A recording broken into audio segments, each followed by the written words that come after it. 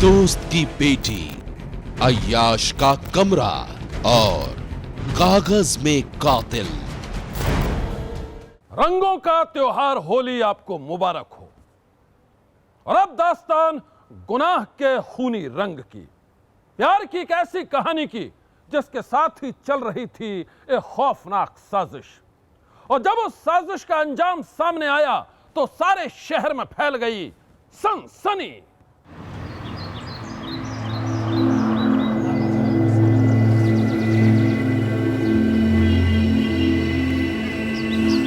अभी तक नहीं आई। कहा था छुट्टी होते ही आ जाऊंगा।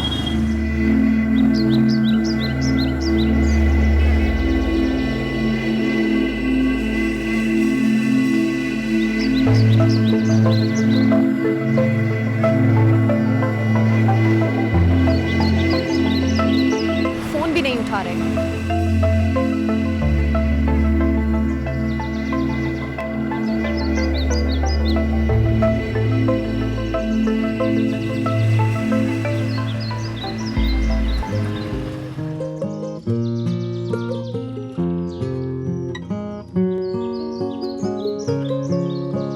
मैं आ गया। क्या आ गए? अब मैं नहीं जाऊंगी तुम्हारे साथ।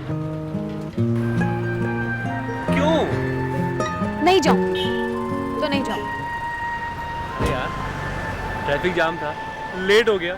नहीं जाऊंगी तो नहीं जाऊंगी। सॉरी यार, अब प्लीज चलो ना। अरे गुस्सा छोड़ दो बाबा। ठीक है, लेकिन आज के बाद ऐसा मत करना। That's more like it. अब चले? आइए।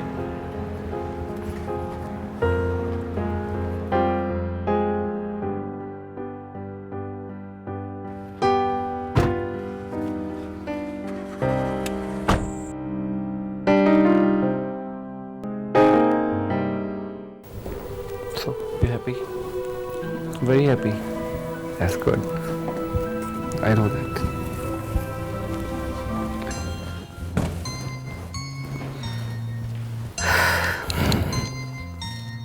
You're looking very beautiful today. Very, very beautiful.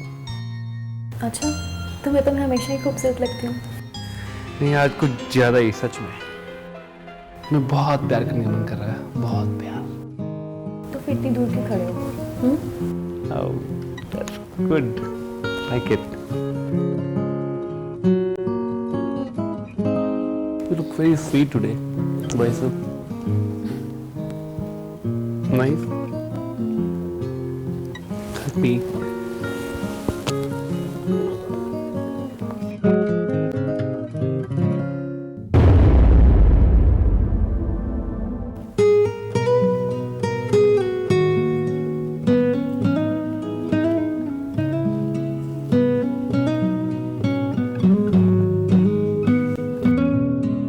ऐसे क्या देख रहे हो? मैं कह रहा था ना, तुम कुछ ज्यादा ही खूबसूरत दिख रही हो। आप भी ना। अब छोड़िए और मुझे घर छोड़ दीजिए, नहीं तो पापा को टेंशन हो जाएगी। मेरा दिल कह रहा है तुम्हें कहीं ना छोड़ो, कहीं भी नहीं। पागल हो गए क्या? ऐसा ही समझ लो, मैं तुम्हारे प्यार में पागल हो गया हूँ। ये मस्करी बंद करो और मुझे घर छोड़ दो, मुझे देर हो रही है। नहीं मालती, तुम्हें आज के बाद कहीं जाने नहीं दूंगा। आज क्या हो गया है आपको? क्योंकि आज के बाद तुम जिंदा रहोगी तभी तो।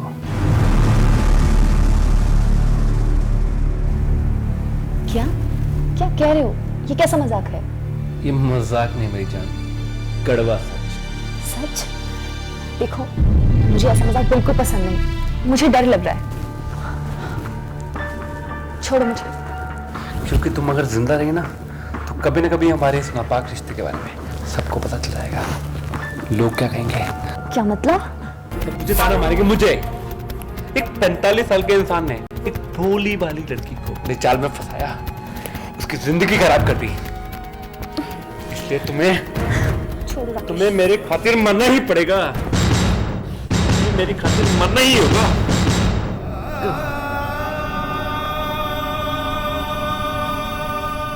चलो, एक किस्सा तो खत्म। ये तो मेरी चाल की शुरुआत है।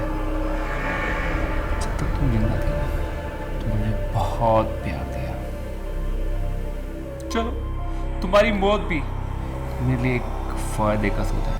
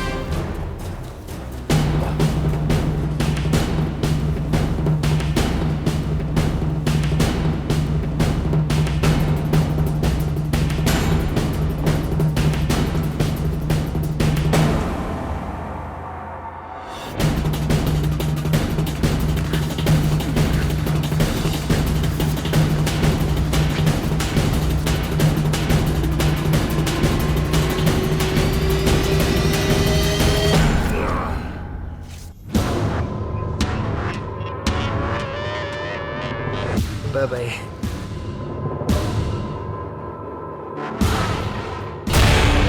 तारीख 12 नवंबर 2010।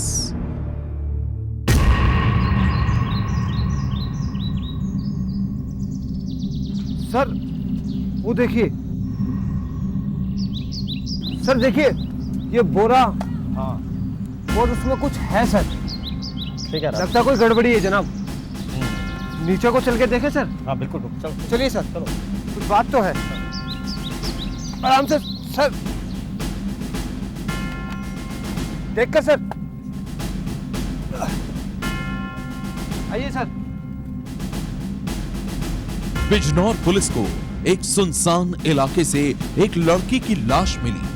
पुलिस ने अपनी तफ्तीश शुरू की तो शुरुआती जांच में ही साफ हो गया कि किसी ने गला घोंट कर किया था उस लड़की का कत्ल। बाद में तफ्तीश आगे बढ़ने पर पता चला कि मरने वाली लड़की का नाम है मालती वर्मा। पुलिस ने मालती की लाश की तलाशी ली तो उसके कपड़ों से मिला कागज का एक टुकड़ा। सर देखिए, लाश के कपड़ों के साथ एक कागज मिला है। अच्छा, क्या लिखा है इसमें? सर इसमें तो किसी के नाम लिखे हैं। और नाम पढ़, किसके नाम लिखे हैं? सर इसमें नाम लिखे हैं संजीव, संजय और मनोज। उस कागज पर लिखे थे 3 नाम और वो नाम थे संजीव, संजय और मनोज। जाहिर सी बात थी, पुलिस के लिए ये एक अहम सुराग था। उसे लगा कि हो ना हो इन 3 नामों का मालती के कत्ल से जरूर कोई रिश्ता है, या फिर हो सकता है कि इन्हीं तीनों ने मालती का कत्ल किया हो। लेकिन पुलिस के सामने सबसे बड़ा सवाल यह था कि आखिर ये कागज मालती ने अपने कपड़ों में क्यों छिपाया? क्या मालती ने अपनी मौत से पहले अपने कातिलों के नाम इसमें लिख दिए ताकि उसकी मौत के बाद भी उसके कातिल बच न सके? शुरुआती जांच में तो पुलिस की शक की सुई संजीव, संजय और मनोज की ओर ही घूम रही थी।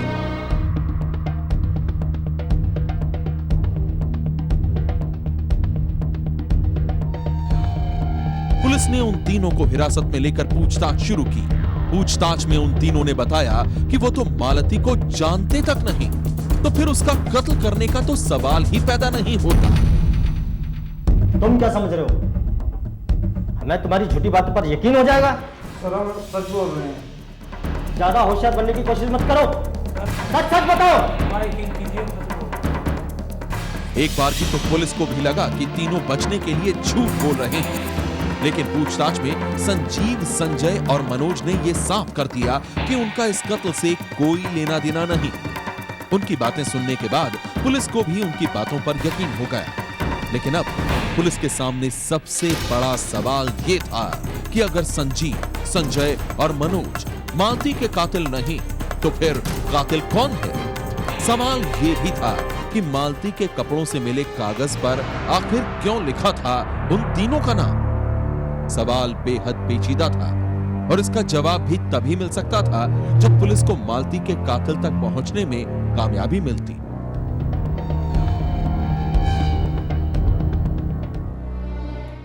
बिजनौर पुलिस अपनी ही जांच में उलझ गई थी। मालती के कपड़ों से मिले कागज के एक टुकड़े पर जिन 3 लोगों के नाम लिखे थे, उनका मालती के कत्ल से कोई वास्ता नहीं था। तो फिर कातिल कौन है, यह जानने के लिए पुलिस ने जब मालती के मोबाइल फोन की कॉल डिटेल्स की जांच की तो सामने आई साजिश की एक बेहद ही खौफनाक दास्तान।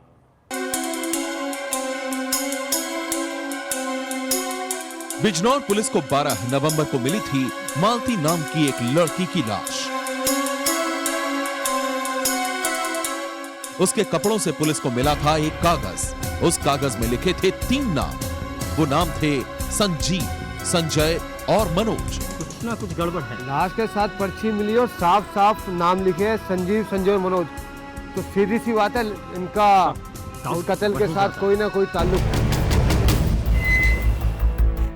पुलिस ने तीनों को हिरासत में लेकर पूछताछ की तो उन तीनों ने बताया कि उनका मालती के कत्ल से कोई लेना देना नहीं है। जांच में पुलिस को उन तीनों की बातों पर यकीन भी हो गया। मालती के कातिल तक पहुंचने के लिए पुलिस ने उसके मोबाइल की कॉल डिटेल खंगाली। कॉल डिटेल से पुलिस को पता चला कि आखिरी बार मालती की एक नंबर पर बात हुई थी। पुलिस ने उस नंबर की जांच की तो पता चला कि वो नंबर 45 साल के राकेश नाम के एक शख्स का है। पुलिस ने राकेश के बारे में पता किया तो मालूम चला कि राकेश का मालती के घर अक्सर आना जाना था। राकेश मालती के पिता का दोस्त था। पुलिस ने राकेश को हिरासत में लेकर पूछताछ शुरू की तो उसकी बातों से पुलिस को उस पर कुछ शक हुआ। शक गहराते ही पुलिस ने राकेश से सख्ती से पूछताछ करनी शुरू कर दी तो वो टूट गया और फिर उसने कबूल कर लिया कि उसी ने किया है मालती का कत्ल। जब तो उसको फोन करता था। मैंने ही मालती का कत्ल किया है। मैंने ही मालती का कत्ल किया है। राकेश ने पुलिस को बताया कि मालती उसके दोस्त की बेटी थी, लेकिन उसने उसे अपने प्यार के जाल में फंसा लिया था और उसके साथ कई बार बनाए थे नाजायज रिश्ते। लेकिन राकेश को इस बात का डर था कि कहीं उसकी इस करतूत का खुलासा ना हो जाए। उसे डर था कि कहीं मालती के साथ उसके इस रिश्ते के बारे में अगर किसी को पता चल गया तो उसकी बहुत बदनामी होगी। राकेश ने पुलिस को वारदात की पूरी कहानी सुना डाली। वो कॉलेज के बाहर मेरा वेट करे, तब भी थोड़ा लेट हो गया था, लेकिन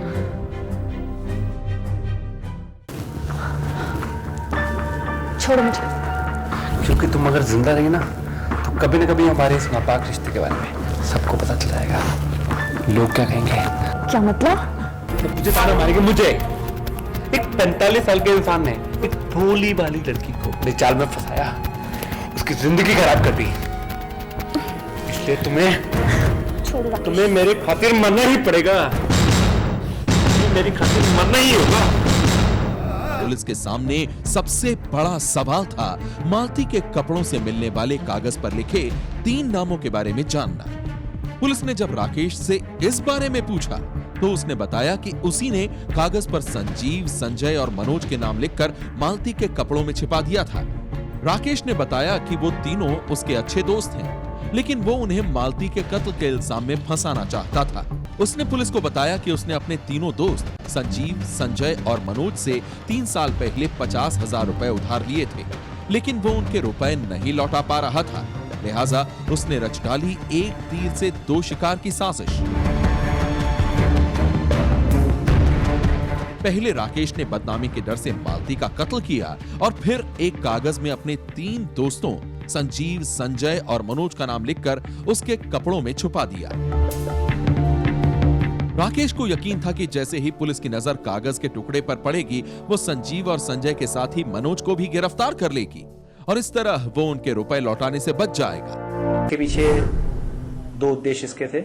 एक तो ये कि दूर के रिश्ते में था, उम्र का लंबा अंतर था, रास्ते से हटाना, और दूसरी बात ये थी कि कुछ पैसे संजय, संजीव और मनोज वर्मा नामक व्यक्तियों ने लिया था, जिनको किसी तरह से इसकी हत्या का उत्तरदायी ठहराकर फिर उनसे पैसे वसूलना, उनकी पैरवी के लिए, ये इसका उद्देश्य था। बयान के बाद उसकी साजिश से पर्दा उठ चुका था।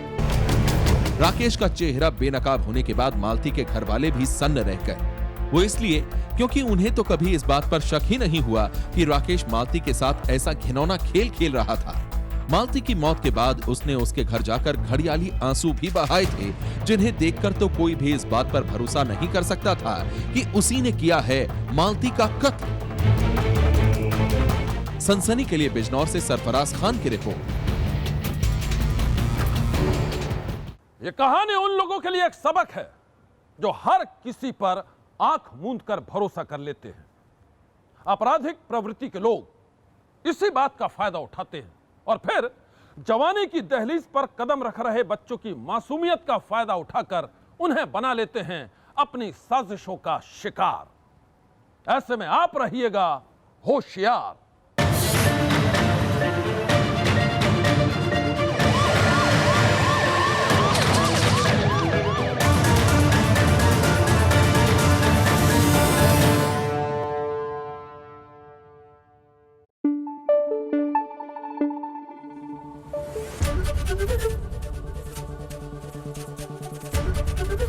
एबीपी न्यूज आपको रखे आगे।